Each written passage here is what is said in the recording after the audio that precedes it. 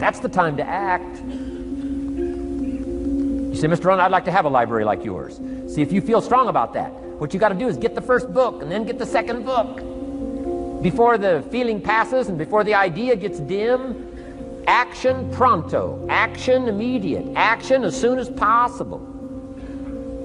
Because if you don't, here's what happens. We call it the law of diminishing intent. We intend to when the idea strikes us. We intend to when the emotion is high. But now if you don't translate that into action fairly soon, now the intent starts to diminish. And a month from now it's cold. A year from now, can't be found. So act. Set up a discipline when the emotions are high and the idea is strong and clear and powerful. That's the time to set up the discipline. Somebody talks about good health and you're stirred. Says, right, you need to get a book on nutrition. Get the book before the idea passes and before the emotion gets cold. Go for the book. Start the library. Start the process. Fall on the floor. Do some push-ups. Action. Got to take action. Otherwise, the wisdom is wasted. Otherwise, the emotion soon passes. Unless you put it into a disciplined activity. Capture it. Disciplines is called how to capture the emotion and how to capture the wisdom and translate it into equity. Disciplines.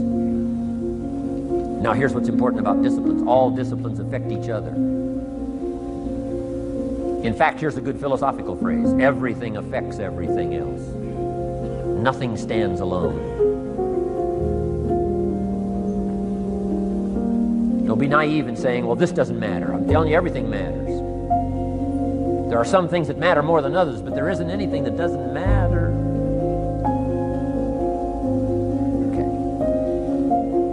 We all pity the man who says, well, this is the only place I let down. Not true. Key to take home. Every letdown affects the rest of your performance. Every letdown affects the rest. This is part of the educational process on personal development. If you don't take the walk around the block, you probably won't do the apple a day. If you don't do the apple a day, you probably won't start building your library. If you don't build your library, you probably won't keep a journal, and you won't take pictures, and then you won't do this, you won't do wise things with your money, won't do wise things with your time, won't do wise things with your possibilities and relationships, and the first thing you know, 6 years of that accumulated, and we say you have messed up. So the whole key to reversing that process now is to start picking up these disciplines. Now here's the positive side. Every new discipline affects the rest of your disciplines. Every new one affects the rest.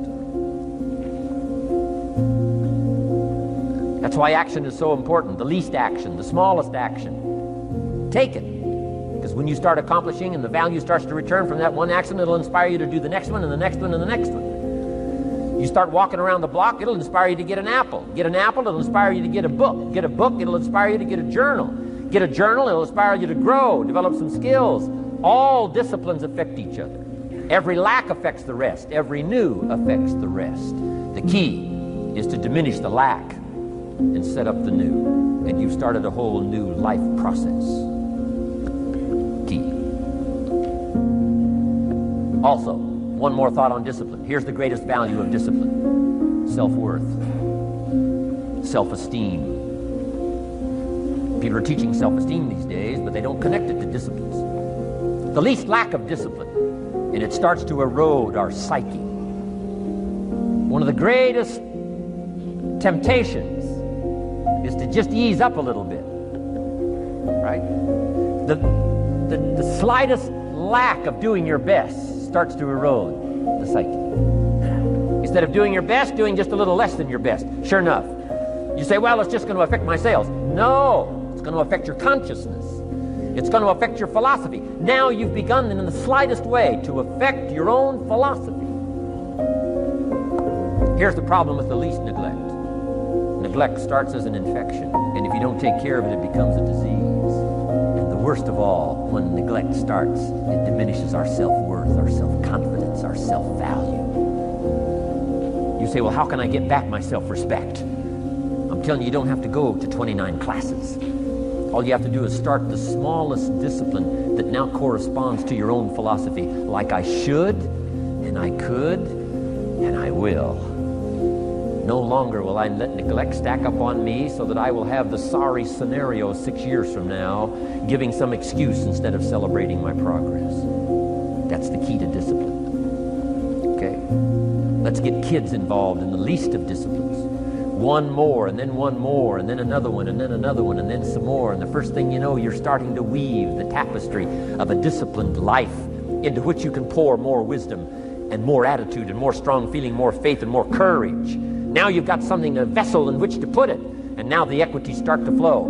And the early return, I'm telling you, if you'll start this process, the early return will have you so excited. You'll commit yourself to this strategy for the rest of your life. You'll never go back to the old ways. Join a new crowd. Join a new group. The disciplines to do it. Take action. I recommended the last time I was here the little book, Richest Man in Babylon, and I said I've lectured now to over 3 million people in the last 33 years, and I've recommended this little book to almost all of them, I think. Guess how many have actually gone and got this little book? Answer, very few. My best guess is 10%. Such an easy thing to do. In that last seminar, right, I suggested this little book, number one, is easy to find. Number two, it's easy to buy. The most you can pay for it, $6, $7, $8. You can borrow that from your kids. And number three, it's easy to read. It's in story form. That's why I use it for teenagers, teaching them how to be rich by 40, 35 if you're extra bright, much sooner if you find a unique opportunity. But if it's easy to find and easy to buy, and if it's easy to read, why wouldn't everybody go get it? We don't know. What do you know? You don't know. I don't know. Nobody knows. Here's how profound it is. Some do and some don't. Now here's the numbers. About 10% do. 90% don't or won't. And we don't know the mystery of that. And I'm telling you, 10 years from now, those numbers will still be the same. 10% will, 90% won't. The numbers don't change. Only the faces change. You're looking at one of the faces. I used to belong to the 90% who couldn't be bothered even if it was easy. Guess how many people have a library card? Wisdom of the world available. Transform your life in any value amount you want. By the way, how much is a library card in Texas? Free. Here's what free is. Easy. I mean, it can't be any easier than free. Somebody says, well, would you bring it by? Well, no, at least you got to go get it. No. Wisdom of the world available. Transform your life spiritually, socially, personally, economically, and every other way. Teach you how to be rich and powerful and sophisticated and healthy, influential. How many people have a library card? Answer, 3%. 95, 97% couldn't be bothered. Guy specializes in happy hour, but he doesn't have a card. And now readily and quickly blames the government and blames his company and blames policy and blames the pay scale. When if he only knew, if he joined the 3%, here's my advice to you today. Walk away from the 97%. Don't talk like they talk. Don't act like they act. Don't go where they go. Don't specialize in what they specialize in. Throw away the blame lists they cling to. Start you a new life.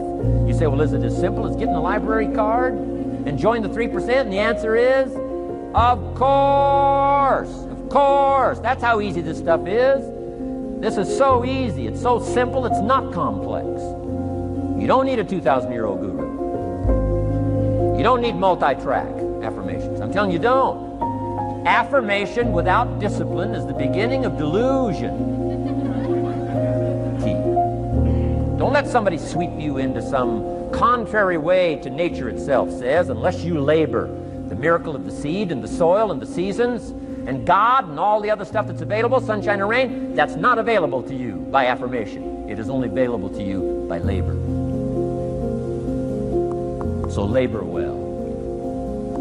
Okay. Learn well. Discipline yourself well. And you can have all the treasures you want. This stuff's easy and simple.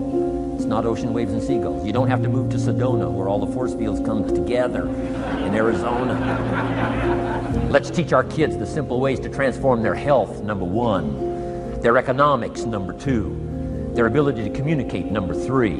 Their life and treasure and lifestyle, number four. Spirituality, number five. And the list goes on and on. Let's not leave out any of the least of disciplines that encourage us to do the next one, to do the next one, to do the next one. First thing you know, this whole scenario for you is spinning up instead of out of control on the negative side. This is all you got to do. It's as simple as this. It's as simple as a start, committing yourself to life change. And once you start down this road, I promise you, you'll join the 10% and the 3%.